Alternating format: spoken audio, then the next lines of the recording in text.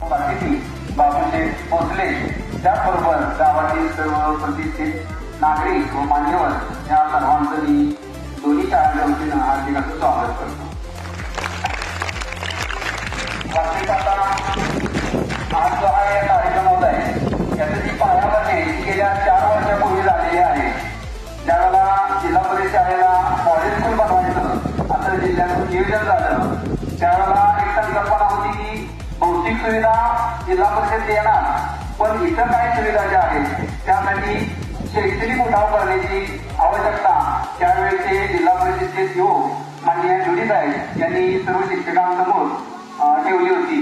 आणि प्रत्येक तालुक्यातून ज्यावेळेस त्याचा आढावा घेतला जायचा की शैक्षणिक उठाव प्रत्येक शाळेचा झाला पाहिजे त्यावेळेला जिल्हा परिषद प्राथमिक शाळा नेतृत्वाचे जे माजी मुख्याध्यापक होते सर्वेची सर त्यांनी हा विषय शाळा व्यवस्थापन समिती आज जे आमचे अध्यक्ष आहेत मधुकर भोसले त्यावेळेला तेच अध्यक्ष होते आणि शाळा व्यवस्थापन समितीच्या समोर हा विषय मांडला की शैक्षणिक उठाव झाला पाहिजे आणि आपली शाळा मॉडेल स्कूल झाली पाहिजे.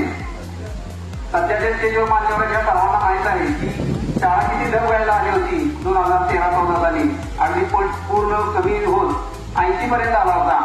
त्यानंतर कोरोनाचा काळ गेला आणि या सगळ्यातून पुन्हा 2020 साली अचानक ह्या शाळेला मॉडेल स्कूल करायचं अशी संकल्पना ज्याला सर्वांच्या समोर मांडली त्याला थोडंसं कठीण वाटत होतं. पण या तेलकर्ती गावच्या सर्व नागरिकांचे ग्रामस्थांचे आणि त्या ज्या लोकांनी आमच्या शाळेला सहकार्य केलं त्या सर्वांच्या अगदी मनापासून आभार मानेल की ज्यावेळेला आम्ही हा विषय सर्वांसमोर ठेवला की आम्हाला शैक्षणिक उठावाची गरज आहे त्यावेळेला अगदी भरभरून या शाळेला या गावातील जाणकार व्यक्तींनी मान्यवरांनी अगदी भरपूर असा शैक्षणिक उठाव उपलब्ध करून दिला.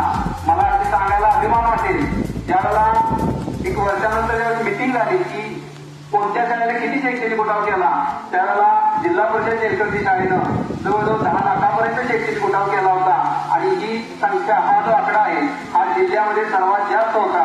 अगदी सीओ साहेबांनी सुद्धा त्या ठिकाणी हे विचारात घेतलं की ह्या शाळेचं काम किती चांगलं आहे.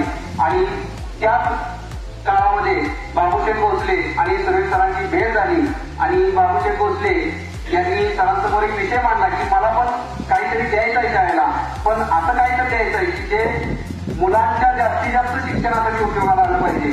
आणि मग दोघांच्या चर्चेतून एक मार्ग त्या ठिकाणी त्यांना दिसला की मुलांना आपण शैक्षणिक साहित्य वाटप करूया. कारण जिल्हा परिषद त्यावेळेला पुस्तकं देत होती गणवेशी देत होती पण विद्यार्थ्यांना लागणार जे इतर शैक्षणिक साहित्य आहे वही असेल पेन असेल दप्तर असेल याचा खर्च त्या विद्यार्थ्यांना होता. तो खर्च सुद्धा विद्यार्थ्यांना करायला लागू नये ही संकल्पना त्या दोघांच्या विचारातून पुढे आली. आणि गेल्या 4 वर्षापासून मला अगदी सांगायला आनंद वाटतो न विसरता दरवर्षी जून महिन्यामध्ये श्री बाबूशेठ प्रकाश भोसले हे आपल्याला जिल्हा परिषद शाळेला दप्तर सर्व विद्यार्थ्यांना दप्तर वही पेन पेन्सिल पासून सर्व साहित्य जे त्यांना शिक्षणासाठी आवश्यक आहे ते सर्व साहित्य त्या ठिकाणी गेल्या 4 वर्षापासून देत आहे. मी आमच्या शाळेच्या वतीनं त्यांचा अगदी मनापासून आभार मानेन की वस्तुवाला द्यायची एकदा सुरुवात झाल्यानंतर ते सातत्य टिकवणं गरजेचं असतं आणि ते सातत्य त्यांनी गेली 4 वर्ष राखलेलं आहे. त्यामुळं शाळेच्या वतीनं मी त्यांचा आभार मानतो.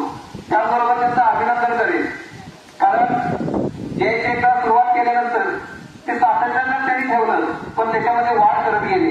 कारण गेल्या 4 वर्षापासून जिल्हा परिषद शाळेच्या सर्व विद्यार्थ्यांना आमच्या शाळेचा पट साधारण 120-130 आसपास आहे. एवढ्या विद्यार्थ्यांना दप्तर देणं शैक्षणिक साहित्य देणं हे तर त्यांनी सातत्याने चालूच ठेवलेलं आहे.